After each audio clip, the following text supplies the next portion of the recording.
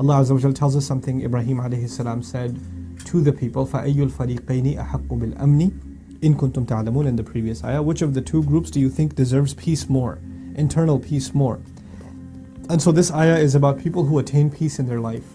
People suffer from all kinds of emotional imbalances, depression, sadness, anger, anxiety, How do you attain peace? And is there a relationship between faith and peace, internal peace, even emotional, psychological states of peace? Allah says, الَّذِينَ آمَنُوا وَلَمْ يَلْبَسُوا إِيمَانَهُمْ بِظُلْمٍ. Those who truly came to believe and did not disguise their truth or their faith with wrongdoing. In other words, wrongdoing is a disturbance in your, not just on the outside. When you do dhulm, you're disturbing something on the outside or someone on the outside. But in this ayah, beautifully, it is as though Allah is describing that when you do wrong to someone else, you've actually disturbed something inside of you. And then Allah says, if you're able to not do that, and not wrong others, and not do wrong, not do injustice of any kind, أُولَٰئِكَ لَهُمُ الْأَمْنِ. Those are the people that deserve peace. They'll have peace.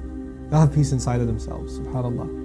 How many times we see nowadays that soldiers that come from war, that have witnessed atrocities, or in settings where there were no oversight, committed atrocities, or were silent witnesses to atrocities that their brethren committed during wars, they come back and commit suicide, or they have nightmares, or they're not able to have relationships, or they can't go to sleep, or they're all on kinds of medications, PTSD, and you name it. Not just from physical trauma.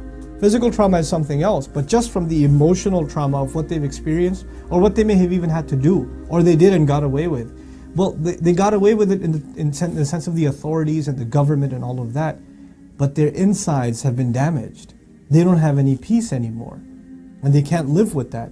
There are people who commit any and all kinds of crimes, not just against other human beings, but people like, for example, nowadays, subhanAllah, there are people that are in the entertainment industry, they're in the music industry, they're, and maybe they're not even the top celebrities, but people that are in a particular kind of industry that has to do with just sinning and just wrongdoing. They're in the clubbing industry, they're in one of these dirty industries.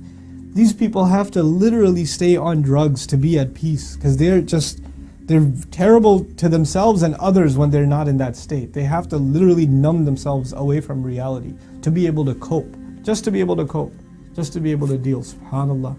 Allah says people who truly have found faith, they've found something they could not find in a club, they could not find it at a party, they could not find it in a drug, they couldn't find it in alcohol, they couldn't find that peace anywhere.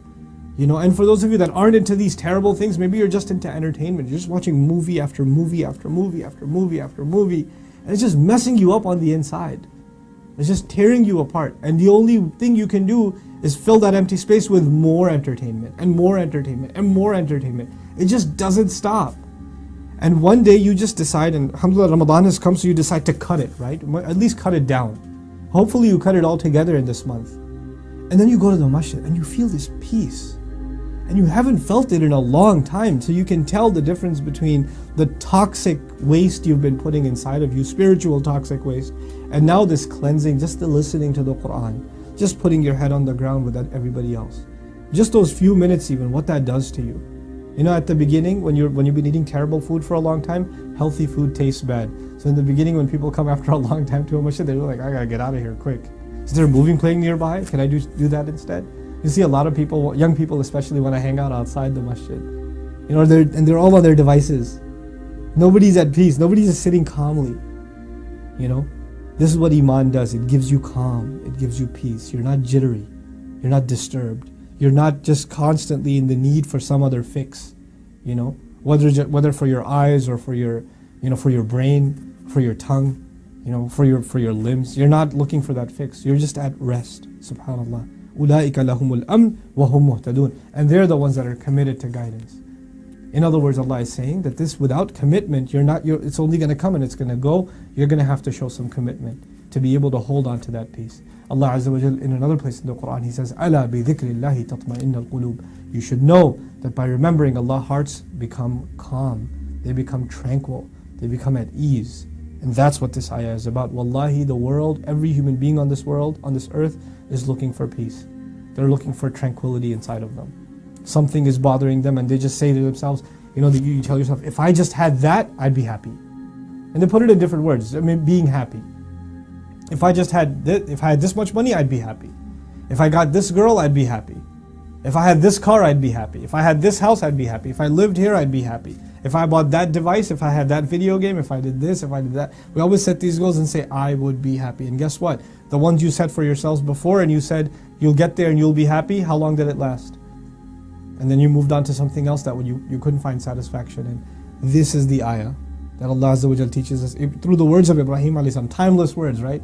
If it was true back in the day, it's still true today. SubhanAllah. The people who can truly find faith and they don't replace their faith with wrongdoing. So even if you're Muslim, doesn't mean you have peace. Maybe you're replacing your faith with wrongdoing. You need to stop doing the wrong, cut that out of your life, and Allah will grant you the gift of peace. May Allah make us all the people of peace, and may Allah make us all among al-muhtadeen.